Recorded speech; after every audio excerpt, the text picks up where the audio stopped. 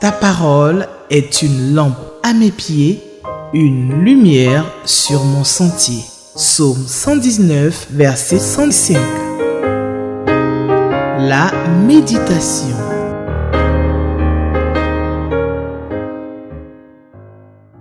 Chers téléspectateurs d'Espérance TV, bonjour, shalom. Bienvenue à l'émission La Méditation. J'espère que chacun de vous a déjà son lecteur, a commencé la nouvelle année avec son lecteur, méditer la parole de Dieu chaque jour, cette parole qui est pour nous source de joie, de paix. Et si vous ne l'avez pas encore fait, il n'est pas encore trop tard pour acheter le lecteur. Donc le lecteur 2025 se présente comme suit pour les lecteurs adultes, lecteur cadet et le lecteur junior pour les adolescents. Alors ces lecteurs sont encore disponibles à 2000 francs pour les lecteurs cadets et juniors et à 2500 pour les lecteurs adultes. Les cadets et juniors sont des lecteurs qui sont adaptés aux âges des enfants et ils sont très très bien illustrés. Alors je vous encourage vraiment à les acheter, à les offrir à vos enfants. Voilà. Alors justement, le lecteur de la Bible nous propose pour le mercredi 29 janvier, un texte se trouve dans l'évangile de Matthieu, Matthieu chapitre 8, versets 14 à 22. Matthieu 8, 14 à 22. Nous allons prier avant de lire le texte. Nous te disons merci Seigneur pour ta parole qui, comme je le disais, est pour nous source de joie, source de paix. Merci Seigneur parce que tu nous parles à travers elle, tu nous fais du bien par cette parole. Seigneur, nous te demandons maintenant d'être avec nous, de nous éclairer et de nous permettre de comprendre ce texte de Matthieu 8, 14 à 22 que nous allons lire. Au nom de Jésus, nous t'avons prié. Amen. Matthieu 8, 14 à 22, je vais donc lire le texte dans la version Louis II. Jésus se rendit ensuite à la maison de Pierre, dont il vit la belle-mère couchée et ayant la fièvre. Il toucha sa main et la fièvre la quitta, puis elle se leva et le servit. Le soir, on amena auprès de Jésus plusieurs démoniaques. Il chassa les esprits par sa parole et il guérit tous les malades. Afin que s'accomplisse ce qui avait été annoncé par Ésaïe le prophète, il a pris nos infirmités et il s'est chargé de nos maladies. Verset 18. Jésus, voyant une grande foule autour de lui, donna l'ordre de passer sur l'autre bord. Un scribe s'approcha et lui dit, « Maître, je te suivrai partout où tu iras. » Jésus lui répondit, « Les renards ont des tanières et les oiseaux du ciel ont des nids, mais le Fils de l'homme n'a pas un lieu où il puisse reposer sa tête. » Un autre d'entre les disciples lui dit, « Seigneur, permets-moi d'aller d'abord ensevelir mon Père. » Mais Jésus lui répondit, « Suis-moi et laisse les morts ensevelir leurs morts. » Matthieu 8, 14 à 22. Voilà. Alors, dans Matthieu 4, 23, il est écrit donc que Jésus parcourait toute la Galilée. Il enseignait dans les synagogues, il proclamait la bonne nouvelle du royaume, il guérissait toute maladie et toute infirmité parmi le peuple. Donc, Matthieu a poursuivi en nous parlant du ministère d'enseignement de Jésus dans les chapitres 5 à 7 avec le fameux sermon sur la montagne. Alors maintenant, dans le chapitre 8, il nous en dit plus sur le ministère de guérison de Jésus et sur la façon dont ses œuvres ont confirmé ses paroles. Voilà. Donc, après le fameux sermon sur la montagne dans lequel se trouvent les béatitudes, Jésus, selon le verset 1, descend de la montagne. Voilà, Matthieu 8, 1, lorsque Jésus fut descendu de la montagne, une grande foule le suivit. Donc Jésus descend de la montagne, une grande foule le suit. Parce que les miracles qu'il faisait et son ministère d'enseignement avaient attiré donc beaucoup l'attention de beaucoup de gens. Et il va donc, dans ce texte, dans ce chapitre 8 de Matthieu, opérer 3 miracles de guérison. Et d'abord, la guérison d'un lépreux, ensuite la guérison du serviteur d'un centenier. Et le 3e miracle est la guérison de la belle-mère de Pierre qui était atteinte de fièvre, dans les versets 14 et 15. Donc Jésus entre dans la maison de Pierre et il trouve sa belle-mère, certainement la mère de sa femme, couchée souffrant de fièvre. Cela nous montre que Pierre était certainement marié. On voit par ce trait, donc, Pierre, par ce passage, ces versets, que Pierre était marié parce que le terme grec ne peut désigner que la mère de sa femme, le terme grec utilisé ici. Et nous savons, en lisant 1 Corinthiens 9:5, que la femme de Pierre l'accompagnait dans ses voyages.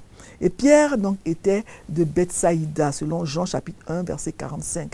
Il paraît donc qu'il était venu demeurer donc quelque temps avec sa famille à Capernaum.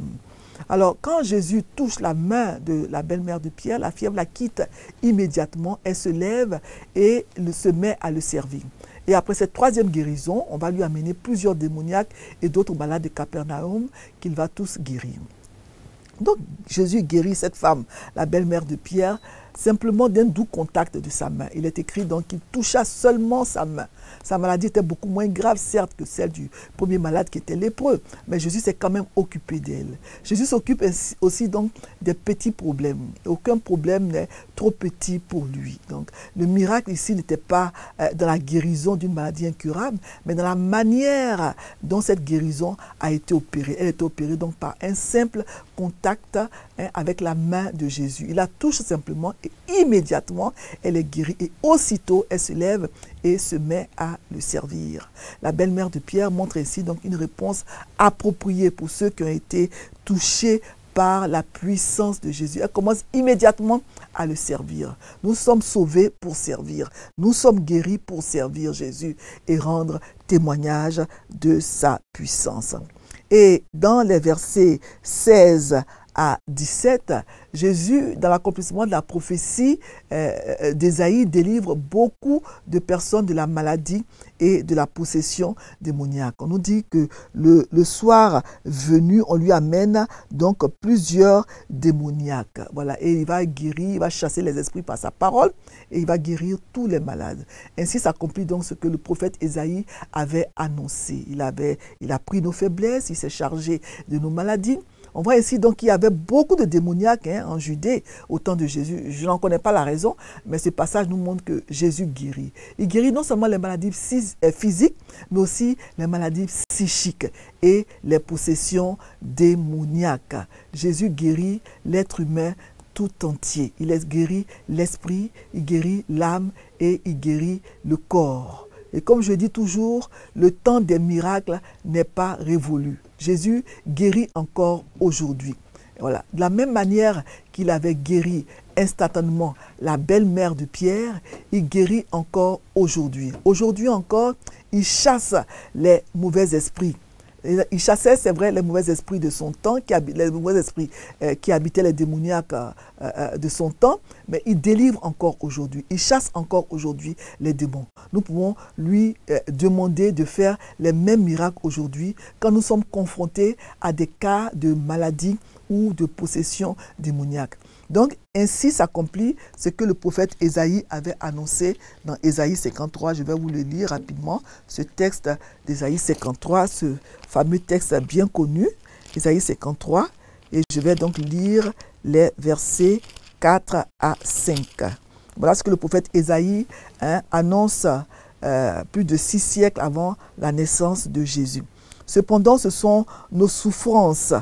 Voilà, dans ce chapitre 53 d'Ésaïe, donc, il parle du serviteur de l'Éternel et on sait qu'il prophétise donc sur le Messie, sur Jésus.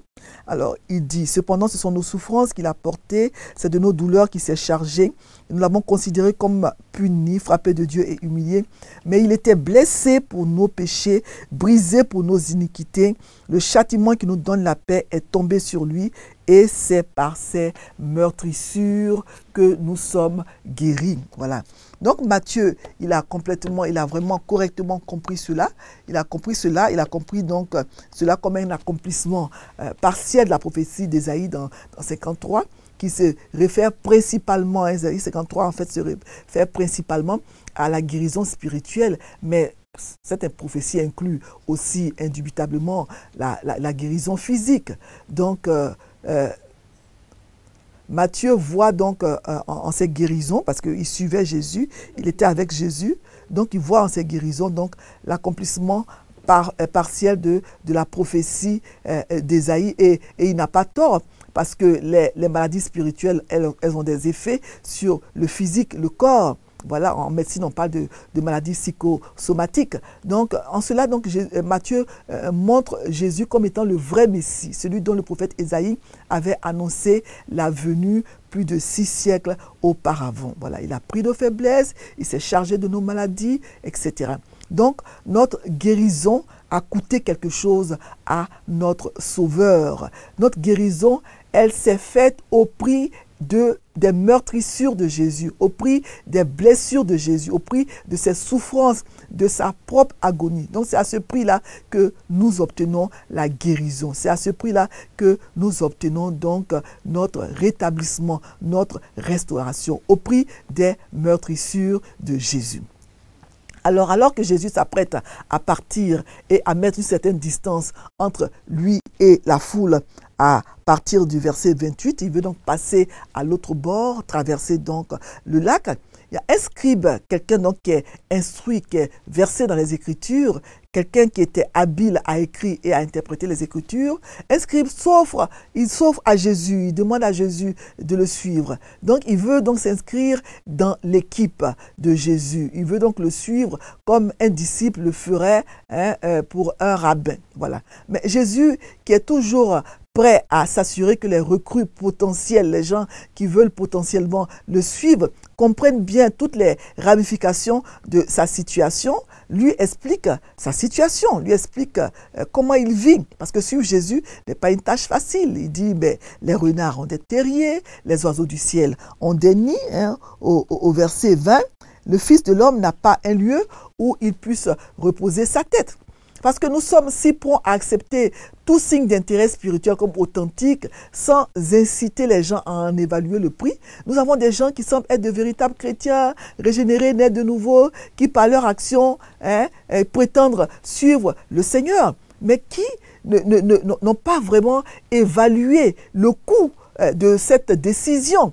Suivre véritablement Jésus signifie au moins avoir comme engagement principal de le suivre, même si votre maison vous est enlevée, même si vos biens vous sont enlevés, même si on vous jette en prison, même si on menace de vous tuer. Suivre Jésus existe ce genre d'engagement envers lui en tant que Seigneur. Et beaucoup de gens n'évaluent pas suffisamment ce que ça coûte que de suivre Jésus. Ils pensent être des disciples de Jésus, suivre Jésus, mais il faut être prêt à le suivre de façon entière, vraiment. Donc, la deuxième personne au verset 21 qui veut suivre Jésus, on dit un autre d'entre les disciples. Voilà. Il reçoit une réponse qui semble être encore plus sévère que celle que Jésus a donnée à la première personne. Il dit, laisse les morts ensevelir leurs propres morts. Voilà comment Jésus lui répond. Donc, il demande à Jésus de le suivre, mais il lui demande de lui permettre d'enterrer d'abord son Père. Donc, Jésus lui répond, laisse les morts ensevelir leurs morts. Alors, beaucoup a été écrit sur ces paroles-là, comment les interpréter, comment interpréter ces paroles de Jésus. Qu'est-ce que Jésus a bien pu vouloir dire? Est-ce qu'il s'attendait vraiment à ce que l'homme laisse pourrir le corps de son père décédé avant de l'enterrer? Certainement pas. Certainement pas. Moi, je pense ici que Jésus énonce donc son appel à devenir disciple en contraste avec l'appel à devenir disciple de l'Ancien Testament. Il est dit donc que Jésus était plus grand que les rabbins de son époque et il était plus grand que les prophètes de l'Ancien Testament. Et on voit dans l'Ancien Testament que quand Élie appelle Élisée à le suivre en tant que disciple, Élisée dit quelque chose d'assez similaire à cet homme. Il veut d'abord dire au revoir à sa famille. Et il lui dit clairement qu'il est autorisé à faire cela. Mais il faut savoir ce qu'on veut. Qu'est-ce qui est prioritaire? Qu'est-ce qui est prioritaire? Donc Jésus ici fait une plus grande revendication de cet homme, de cette sorte que cet homme ne peut pas d'abord attendre que son père prenne une retraite tardive ou que son père meure avant de le suivre. Il ne peut pas attendre que son père lui verse, disons, son testament avant de suivre Jésus. Parce qu'en fait, ce que cet homme demandait, c'était donc de vivre dans la maison de son père jusqu'à ce que ce dernier meure. Et après, il allait l'enterrer et ensuite suivre Jésus. C'est ce que Jésus a bien compris, c'est qu'il a perçu en disant, non, laisse les morts ensevelir leurs morts. Si tu veux me suivre, fais-le maintenant. N'attends pas que ton père meure d'abord. Donc, la première image de ce passage avec Jésus qui guérit, qui délivre des démons et qui sauve, montre à quel point cela vaut la peine de suivre Jésus. On a peut-être fait des sacrifices, on a peut-être abandonné des choses pour suivre Jésus, mais cela en vaut la peine. Voilà. Et ici, la deuxième image que nous venons de voir avec ces deux disciples qui veulent suivre Jésus, nous montre que nous devons calculer le prix. Combien cela coûte de suivre Jésus? Est-ce que nous évaluons cela? Est-ce que nous sommes prêts à payer ce que cela coûte de suivre Jésus, à faire les sacrifices que ça implique? Voilà, les gens banalisent un peu les choses, mais suivre Jésus a un coût. Et on voit ici que c'est très très important. Il faut voir donc que vraiment là, le fait de suivre Jésus n'est pas une décision à prendre à la légère. Donc Jésus ici ne recherchait pas la popularité. Il va chercher à fuir la foule, à passer de l'autre côté du lac. Voilà, on a l'impression même qu'il veut se cacher dans la foule. Il veut mettre une certaine distance entre lui et la foule. Mais Jésus ici, il le fait parce que l'heure de se montrer publiquement au monde n'était pas encore arrivée. Ce moment n'était pas encore arrivé et c'est pour cela qu'il voulait se cacher. Et c'est à ce moment que ces deux personnes sont venues lui demander de le suivre. Donc, tout ça pour dire que suivre Jésus, c'est vraiment une décision importante dont nous devons vraiment évaluer le prix, le coût, ne pas s'engager à la légère. C'est vrai qu'il y a beaucoup de bénédictions. Dieu tient beaucoup de bénédictions en réserve pour ceux qui veulent le suivre, mais nous devons vraiment le faire d'une façon totale, désintéressée, parce que cela peut nous coûter cher, mais cela en vaut le prix. Alors nous ne réalisons pas souvent ce que signifie être un disciple de Jésus dans le vrai sens du terme, parce que nous vivons généralement notre vie de manière assez égoïste. C'est vrai, les gens vont à l'église, ils se disent disciples de Jésus, mais en fait ils veulent faire ce qu'ils veulent. Ils veulent aller où ils veulent aller, ils veulent dépenser l'argent comme ils l'entendent. Voilà, ils veulent lire ce qu'ils ont envie de lire, ils veulent regarder ce qu'ils ont envie de regarder. Mais suivre Jésus demande des sacrifices, des restrictions, une certaine hygiène de vie. Voilà, parce que suivre Jésus, ça veut dire être son disciple, faire ce qu'il demande de faire et mettre en pratique sa parole, ses commandements. Et Jésus dit que si nous sommes honnêtes sur ce que ça signifie être son disciple, cela signifie donc que beaucoup de choses, certaines choses vont nous être demandées, des choses qui vont certainement nous coûter cher, des choses qui vont nous obliger à reformuler nos habitudes de vie, des choses qui vont nous obliger à repenser notre façon de vivre, notre façon d'être. Et c'est très important. C'est ça, suivre Jésus. Donc Jésus n'essaie pas de décourager ces deux personnes qui veulent le suivre, mais il leur dit simplement la vérité. Est-ce qu'ils sont prêts à payer le prix? Est-ce qu'ils sont prêts vraiment à le suivre de façon totale? C'est ce que Jésus veut dire. Sinon, ceux qui sont prêts à suivre Jésus sont les bienvenus, mais il faut vraiment en évaluer le coût. Voilà, le chemin qui mène à la vie éternelle, c'est un chemin étroit. Et le chemin qui mène en enfer, à la perdition, c'est un chemin qui est large, un boulevard. Et quand nous avons choisi de suivre le Seigneur, nous devons savoir que nous nous engageons dans une voie étroite, difficile, mais le Seigneur est là avec nous pour nous soutenir, nous aider, nous permettre de persévérer et de lui rester fidèles jusqu'au bout. Alors, le lecteur de la Bible propose deux questions, donc pour le texte du mercredi 29 janvier. La question 2 et la question 7. La question 2, est-ce que ce passage m'apprend quelque chose sur Dieu le Père, Dieu le Fils, Dieu le Saint-Esprit? Oui, ce passage parle essentiellement donc de Jésus le Fils. Donc, il nous apprend donc que suivre Jésus, ça a un coût. Mais d'abord, avant ça, ça nous apprend que Jésus guérit. Jésus a guéri plusieurs personnes dans ce passage. Et Jésus n'a pas changé. Il est le même hier, aujourd'hui et éternellement. Les guérisons qu'il opérait hier, il les opère encore aujourd'hui. Jésus guérit les maladies psychiques, les maladies mentales, les maladies physiques. Jésus guérit toutes les maladies, même les infirmes. Jésus est capable de les restaurer, de les guérir. Quand nous avons un problème de santé, notre premier réflexe tout de suite, c'est les médicaments, c'est l'hôpital. Moi, je serai la dernière à dire qu'il ne faut pas aller à l'hôpital. Mais nous devons penser d'abord à prier le Seigneur. Parce que le Seigneur guérit. Le Seigneur n'a pas changé. Le temps des miracles n'est pas révolu. Il guérit encore aujourd'hui. Nous prions et nous allons à l'hôpital. Aller à l'hôpital n'est pas un péché, contrairement à ce que beaucoup de gens pensent. Donc, on nous apprend sur Jésus qu'il guérit encore aujourd'hui. Jésus est le Messie dont Ésaïe avait annoncé la venue. Et l'autre question, la question c'est la vérité, c'est que suivre Jésus a un coût. Suivre Jésus n'est pas facile. Suivre Jésus peut nous pousser à faire des sacrifices, à abandonner beaucoup de choses. Voilà, les renards ont des tanières, les oiseaux du ciel ont des nids, mais le Fils de l'homme n'a pas un lieu où il puisse reposer sa tête. Vraiment, c'est une vérité. Ça nous apprend que sur cette terre, Jésus a vécu dans la simplicité. Il ne s'est pas construit des maisons, des châteaux. C'est vrai qu'il avait plusieurs maisons qui étaient prêtes à l'accueillir, comme la maison de Pierre, comme on vient de lire, ou la maison de ses amis Marthe, Marie, Lazare à Béthanie. Il y avait aussi plusieurs femmes qui l'assistaient de leurs biens. C'est vrai, mais Jésus n'avait pas vraiment de maison propre à lui. Jésus donc a vécu dans la simplicité. Et aujourd'hui, cela doit nous interpeller et nous faire réfléchir. Sommes-nous prêts à suivre Jésus partout? Sommes-nous prêts à payer le prix? Réfléchissons vraiment à cela et que le Seigneur nous aide vraiment à pouvoir bien évaluer le coût et à suivre Jésus, quoi que cela nous coûte. Voilà. Nous allons lire le commentaire du lecteur pour le mercredi 29 janvier. Matthieu 8, 14 à 22. Rencontre avec Jésus. Un sauveur tout proche. C'est Jésus lui-même qui prend l'initiative d'aller rendre visite à Pierre. Simple visite de courtoisie ou visite missionnaire. L'important, c'est sa présence dans le domicile de son disciple qui produit des fruits dans la maison et même pour tout le quartier.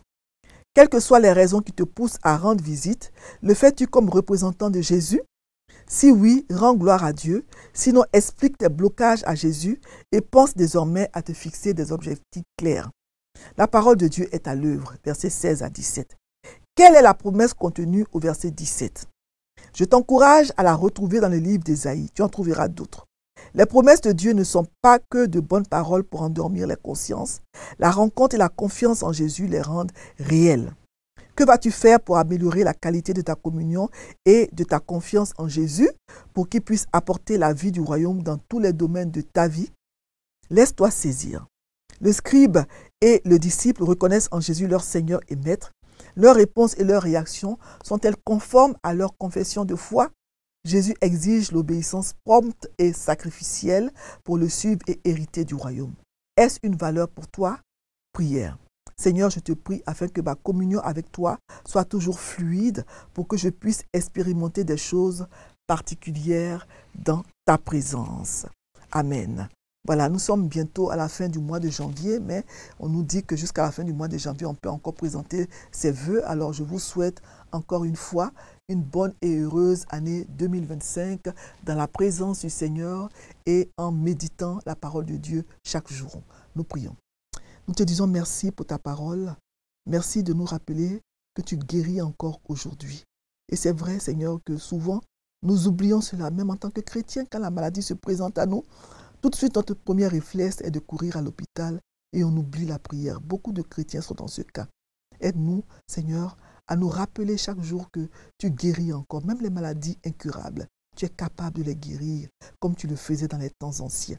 Merci, Seigneur. Et que nous puissions nous aussi évaluer le coût, Seigneur, ce que cela coûte de te servir, de te suivre. Parce que souvent, on ne le fait pas et quand les problèmes se présentent, on se décourage. Suivre Jésus n'est pas facile. Cela implique faire des sacrifices. Que cela, Seigneur, nous reste à l'esprit, que nous puissions nous en souvenir. Parce que tu es là, tu nous aides, tu nous conduis, tu nous assistes. Mais souvent, les épreuves font que notre foi faiblit, que cela ne nous arrive pas. Que nous puissions toujours continuer à te suivre quelles que soient les épreuves, les problèmes, les difficultés. Merci pour ta parole. Bénis chacun de nous, bénis chaque auditeur, chaque téléspectateur, que ta parole fasse du bien à chacun et que tu nous donnes la force de la mettre en pratique dans nos vies quotidiennes. Au nom de Jésus, nous avons prié. Merci Seigneur. Amen. Encore une fois, bonne et heureuse année 2025 à tous et à toutes. Shalom. Ta parole est une lampe à mes pieds, une lumière sur mon sentier. Psaume 119, verset 105. La méditation.